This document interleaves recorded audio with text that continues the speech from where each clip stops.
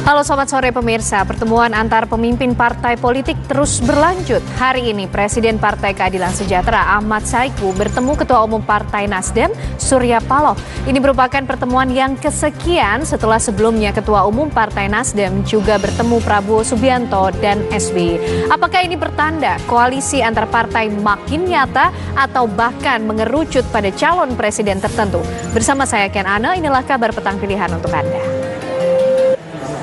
Angin puting beliung merusak puluhan rumah di Desa Lengkong, Kecamatan Bua, Kabupaten Luwu, Sulawesi Selatan pada Rabu pagi tadi.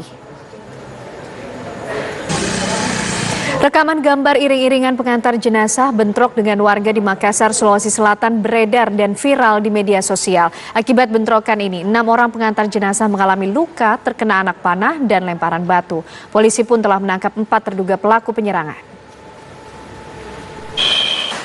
Artis sekaligus perancang busana Ivan Gunawan kembali diperiksa oleh penyidik Barreskrim Polri pada Majelis Hakim menolak gugatan perkara perdata kasus investasi tabung tanah dengan tergugat Ustadz Yusuf Mansur. Kuasa hukum penggugat mengaku kecewa karena dalam persidangan tidak terungkap fakta tujuan investasi tabung tanah dan aliran dana dari program tersebut.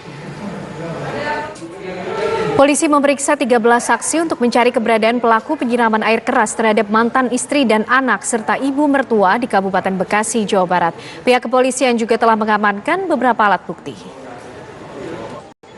Presiden Partai Keadilan Sejahtera Ahmad Saiku dan sejumlah petinggi partai mendatangi pimpinan Partai Nasdem di Gondangdia, Jakarta.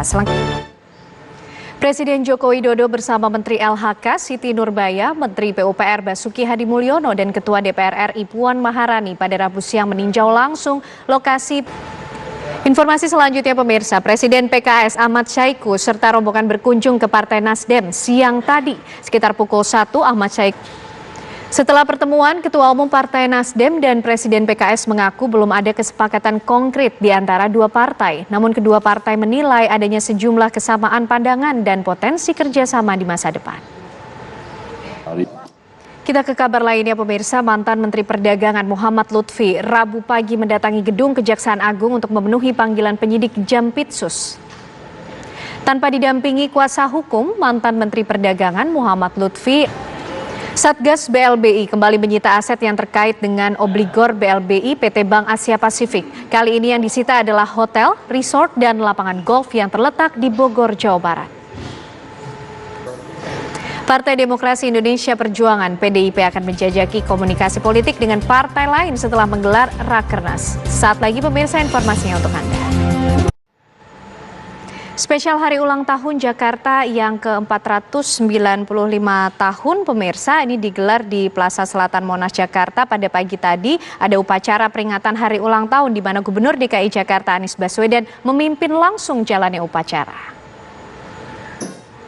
Spesial di Hari Ulang Tahun Jakarta yang ke-495 tahun, Pemprov DKI Jakarta menggratiskan transportasi umum, tempat wisata hingga museum di Jakarta hari ini. Reporter Vena Kintan dan juru kamera Mahendra akan mengajak Anda berkeliling Jakarta sambil naik transportasi umum dan berwisata ke museum secara gratis. Berikut liputannya untuk Anda.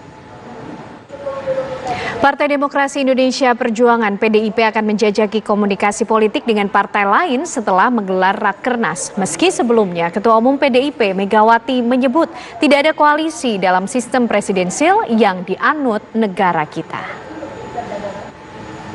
Bagaimana informasi terbaru dari Rakernas PDI Perjuangan? Kabarnya akan disampaikan oleh rekan kami Kani Dwi Haryata.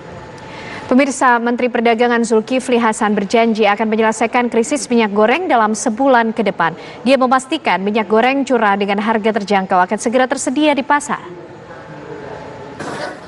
Harga bahan pangan di sejumlah daerah terus meroket. Cabai rawit merah masih menduduki peringkat teratas disusul oleh bawang merah dan sayuran. Gempa bumi dengan kekuatan 6,1 magnitudo terjadi di Provinsi Paktika, Afghanistan. Informasinya usai jeda. Masih bersama kami di Kabar Petang Pilihan, pemirsa, sejumlah pelanggar mencoba kabur saat razia motor masuk jalan layang non-tol Kasar. Gempa bumi dengan kekuatan 6,1 magnitudo terjadi di Provinsi Paktika, Afghanistan. Forum Silaturahmi Asosiasi Travel Haji dan Umroh menemui Menko Luhut Panjaitan sepulangnya Luhut. Polda Jawa Barat dan Polres Garut menebar 7,6 juta bibit ikan di tempat wisata Situba. TNI Angkatan Laut Koarmada 1 Tanjung Balai Asahan berhasil menggagalkan penyelundupan sabu dan ekstasi di perairan Asahan, Sumatera Utara. Sabu seberat 29 kg dan 60.000 butir ekstasi. Berikut 2 pelaku berhasil diamankan. Informasi tadi pemirsa menutup jumpa kita dalam Kabar Petang pilihan hari ini. Sesaat lagi Kabar Petang akan hadir untuk Anda bersama dengan Andromeda Mercury dan juga Tisa Noveni. Saya Ken Ana dan teman-teman yang bertugas di Kabar Petang pilihan pamit undur diri. Terima kasih atas perhatian dan kebersamaan Anda. Selamat sore, sampai jumpa.